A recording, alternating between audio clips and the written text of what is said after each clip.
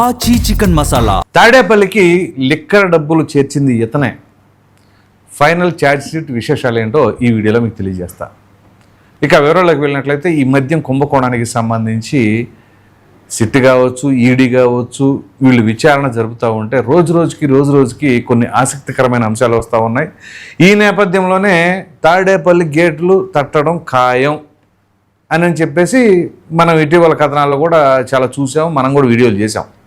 ఇప్పుడు తాజాగా అందుతున్న సమాచారం ప్రకారంగా ఏంటి అంటే, ఏదైతే ఆ కేఎన్ఆర్ అని ఉన్నాడు కదా, జగన్మోహన్ రెడ్డి గారి పిఏ, ఆయన గుట్టు విప్పేశాడట.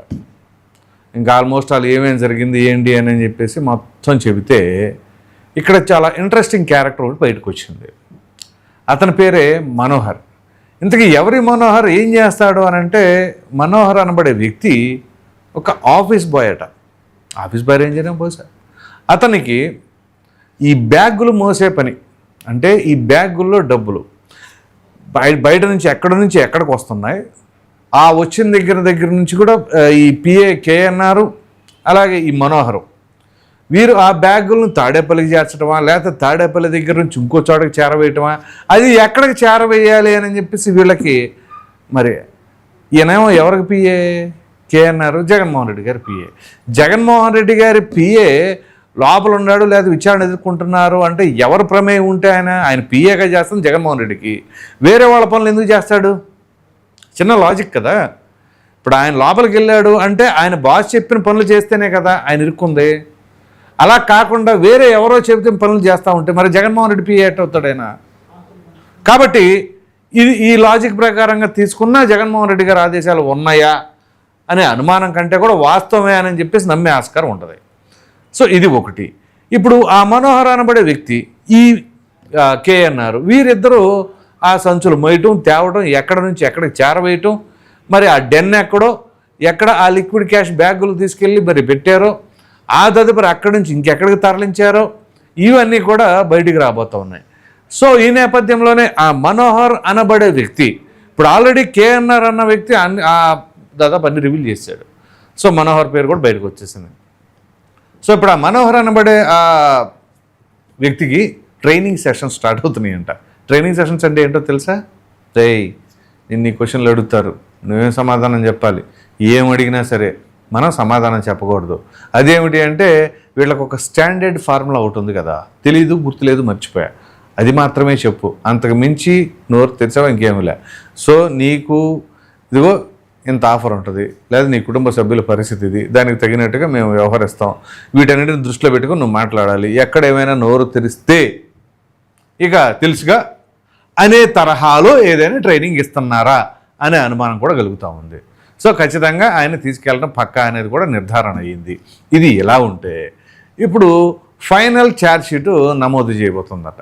మరి ఈ ఫైనల్ ఛార్జ్ షీట్ నమోదు చేయబోతున్నా అంటే ఈ చోట ఫైనల్ ఛార్జ్ షీట్ అనగానే అరే లిక్కర్ స్కామ్ మొత్తం అయిపోయిందా, అదేంటి దాదాపుగా 1,00,000 కోట్లు అన్నారు కదా, మరి ఇప్పుడే ఫైనల్ ఛార్జ్ షీట్ అయితే ఎలాగా అని చెప్పేసి అనుకున్నారు. పొరపాటు ఇక్కడే పడతారు. ఎందుకు అంటే ఇది మనీ లాండరింగ్కి సంబంధించిన అంశం. ముడుపులు చేరని, ఎవరెవరికి చేరిని అన్నంత వరకే ఈ కేసు. ఇది కాకుండా డిఫరెంట్గా అసలు లిక్విడ్ క్యాష్ ఏంటి, డిజిటల్ పేమెంట్ లేకుండా ఏంటి, అది ఎన్ని కేసులు ఏంటి, అది వీళ్ళు సపరేట్గా వస్తుంది అది.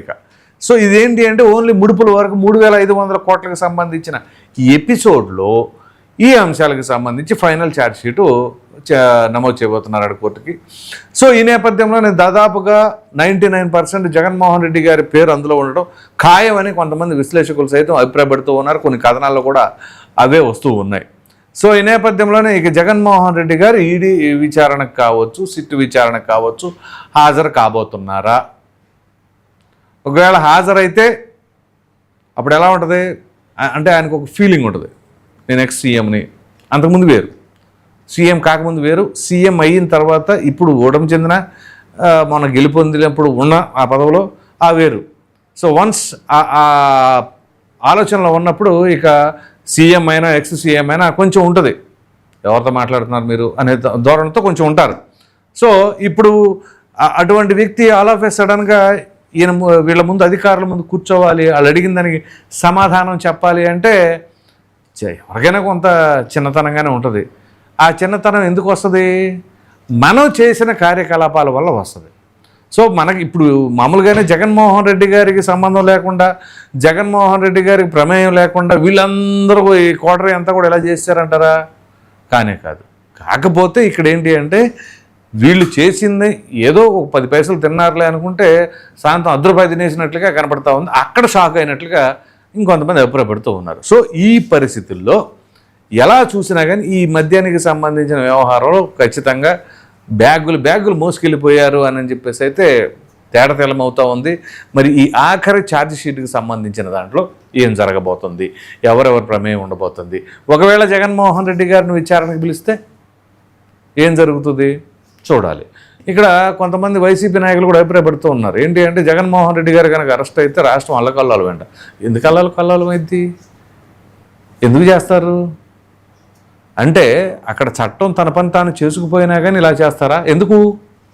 ఇప్పుడు చంద్రబాబు నాయుడు గారిని అరెస్ట్ చేశారు, టీడీపీ శ్రేణులు బాధపడ్డారు, అసంతృప్తి చెందారు, అరెస్ట్ జరిగిన విధానానికి లీగల్గా ప్రొసీడ్ అయ్యారు, కానీ అల్లకల్లాలు వీళ్ళకి చేయలేదే. సో అంతకుముందు జగన్మోహన్ రెడ్డి గారు అరెస్ట్ అయినప్పుడు మరి అల్లకల్లాలు ఎందుకు చేయలేదు, ఇప్పుడు ఎందుకు చేస్తామని కొంతమంది అభిప్రాయపడుతున్నారు. ఒకవేళ అదే కానీ జరిగితే పోలీసులు అయితే గట్టిగా జూలు విదిలిస్తారు. ఎవరైనా సరే ఎలాగైనా సరే అసాంఘిక కార్యకలాపాలకు పాల్పడినా లేకపోతే సమాజ ద్రోహానికి పాల్పడేలాగా వ్యవహరించిన, ప్రభుత్వ సొమ్ముని లేకపోతే ప్రభుత్వ ఆస్తులను ధ్వంసం చేయాలని భావించిన, ఏం చేసినా కానీ ఉక్కుపాదం మోపుతారు. దాంట్లో ఎటువంటి సందేహం లేదు. సరే ఇవన్నీ మాటలకు పరిమితం అవుతాయి కానీ ఈ రోజుల్లో ఎవరు వస్తారని అంత ముందుకి. సో ఇలా అనేక రకాలైన పరిస్థితులు కనపడతా ఉన్న తరుణంలో ఈ మద్యం కుంభకోణానికి సంబంధించి ఖచ్చితంగా ఇక ఫైనల్ ఛార్జ్ షీట్లో ఆయన పేరు ఉండడం ఖాయమని అభిప్రాయపడుతున్నారు. మరి మనోహర్ ఆ ట్రైనింగ్లో మరి ఎంతవరకు తీసుకుంటాడో, రేపు పరిస్థితులు ఏ విధంగా బయటపెడతాడో, ఆల్రెడీ పిఏ కేఎన్ఆర్ బయట పెట్టారు కాబట్టి మరి ఏం జరగబోతుంది, మీరేమనుకుంటున్నారు అనే అభిప్రాయం కామెంట్లో తప్పకుండా తెలియచేయండి. Thank you.